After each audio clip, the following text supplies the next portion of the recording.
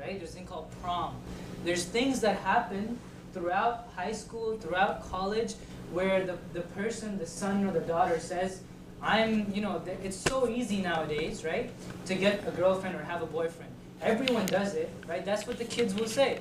And many times if we don't talk to our kids, if we don't tell them about marriage and how to do things the right way, then they're going to go into a different direction. They're going to go and do things which is completely against Islam, and it's going to hurt them afterwards. And you know what happens afterwards as well? A person, let's say a Muslim brother, he gets into that relationship, right, with a sister which he's not supposed to. Then when it comes time to marriage, let's say it doesn't work out between them two, he spent so much time, or she spent so much time with that person, and invested so much emotionally, that now it comes time for marriage, and they're getting married to a different person, and you know what? The marriage is not sustainable. It's not healthy, because the love isn't there. The love is not there for that person, right? And that's why you'll see so many, and the scholars, you'll see them talk about this. They'll say that there's a high rate right now in Muslim divorces, right? There's a high rate. It's because of this simple thing, that there just needs to be some sort of open communication.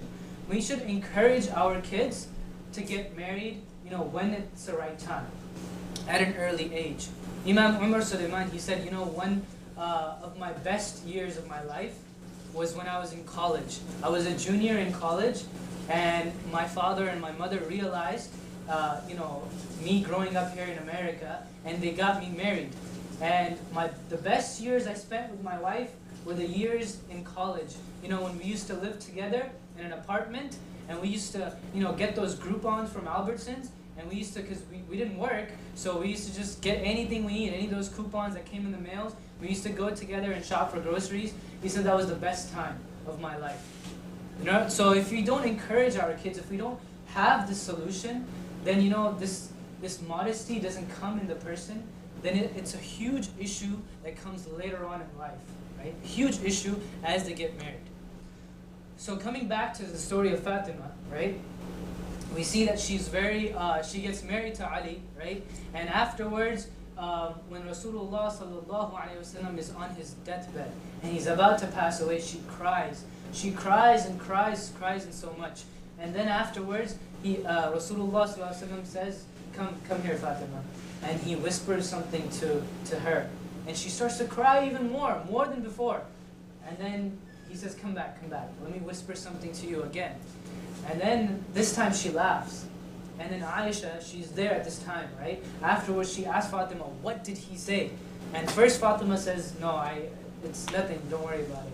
But Aisha says, "No, tell me what was the problem. Tell me what he said to you." And he said, in the first time when he whispered something, he said that I'm on my deathbed, and this illness, I will not survive it. I'm going to die. And I cried a lot because he's going to die. And then the second time when he whispers something to me, and he says, "And you will be the first one to join me."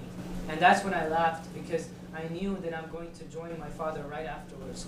And Fatima, actually, when Rasulullah sallallahu alaihi wasallam passes away, she actually gets very ill, and about 4 to 6 months afterwards, she passes away as well. And the way she passes away, she's basically, one day, she lays down on the ground, she looks up to the heavens, and she calls Asma bint Abi Bakr, right? Who is the daughter of Abu Bakr. She calls her and says, "Asma, when I die, make sure that you clean, in the funeral when you have to clean the body, make sure you clean the body at night. And make sure when you bury me at night, because I don't want others to see my figure." That was the modesty and the haya that she had, to make sure that no one else sees me. That when you bury me and when you wash my body, it's at night. So that was Fatima, right? And the last story I'll share with you, which is very important as well. It's a story of a man, Abdurrahman bin Auf. And Abdurrahman bin Auf, he was one of the early Muslims that accepted Islam. When the hijrah happened, right, all the Muslims are going from Mecca to Medina, right? They're all moving over there. So he was in Mecca, so he goes and he's moving to Medina. And what happened was Rasulullah sallallahu alaihi wasallam, what he did was he paired up people. So what he did was he paired up a muhajir, a person from Mecca, to an ansar who was already living in Medina. So he did a pairing thing, that way to help the muhajiruns, because they had nothing. They left everything back home and they just came. They followed Rasulullah. So he comes and he gets paired up by a Sahaba, an Ansar. His name is Sa'ad ibn Abi Waqqas, right? Or Sa'ad ibn Abi Rabi'a, right? That's his name. So he gets paired up with him, and then Sa'ad gets very happy. Like he says, "Oh, Abdurrahman bin Auf, you're very lucky, because I am the richest of the Ansars, and I have 2 gardens. So tell me which one you want, and I'll give you the other one. Right? I'll give you that one. I'll give you the garden that you want. And I have 2 wives. Tell me which one you like, and I will divorce her for you." Right? So he just gets very shy, and he says, "Jazakallah khair, may Allah reward your wealth, may Allah reward your family. Just tell me where the market is. Just tell me where the market is." So he goes to the market, and he has a few things, and he's a great businessman. He's a great businessman. He trades here and there, buys and sells, and within a few weeks, he becomes very wealthy. Very, very wealthy, right?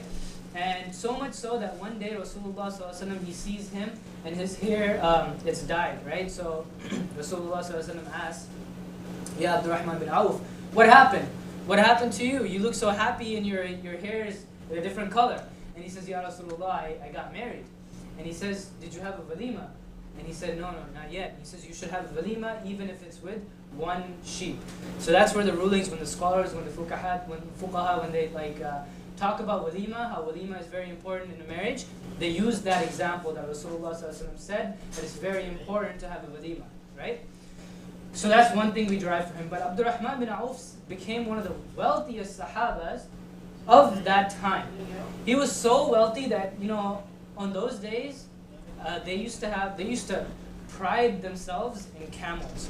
So if somebody had a camel, it's like as if they had a Ferrari. A red camel was the best possession ever. So it's kind of like the Ferrari of our days, right? So this camel was very important. So there was one day where this loud animals are coming. These camels are coming from far away, and they're entering Medina, and they're carrying so much stuff, right? So many goods. And then the people found out, they asked, "Who is this caravan from? Who is this caravan for?" And they see that somebody says, "This is the caravan of Abdurrahman bin Auf." And on that day, there were 200 camels, right? So 200 camels on that day came from the caravan. And then Abdurrahman bin Auf says, "I donate all this goods, fi sabilillah." So can you imagine 200, it's kind of like getting 200 Ferraris. And you just say, "I donate for the sake of Allah," right? But one thing we have to learn from Abdurrahman bin Auf's life is that we are here in this dunya, right? There's a dua, رَبَّنَا آتِنَا فِي الدُّنْيَا حَسَنَةً وَفِي الْآخِرَةِ حَسَنَةً وَقِنَا عَذَابَ النَّارِ.